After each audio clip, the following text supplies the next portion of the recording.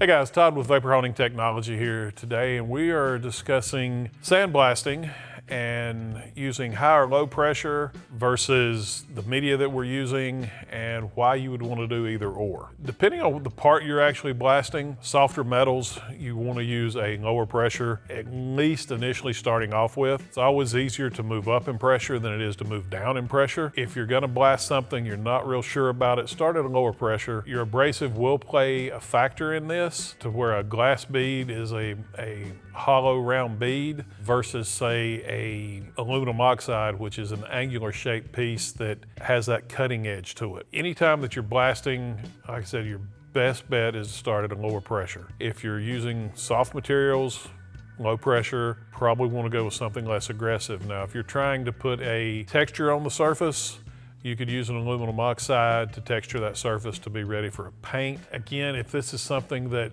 you're really questioning, you're not sure how it could work for you, we offer free application testing. You can go on the website, there's a link, we'll put it down below here to where you can actually fill out the product testing page, submit that to us, we'll reach back out to you, we'll get it scheduled for your parts to come in, we'll get those blasted for you. But as far as your pressure, we're always going to start at a lower pressure, we'll move up to a higher pressure as needed, and your abrasive is basically your breaking point.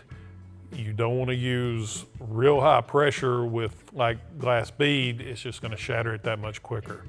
To where an aluminum oxide, it'll do the same thing, it'll make it go away faster, but it will give you a faster cleaning process. So again, if you have questions or comments, give us a call, 828-202-5563.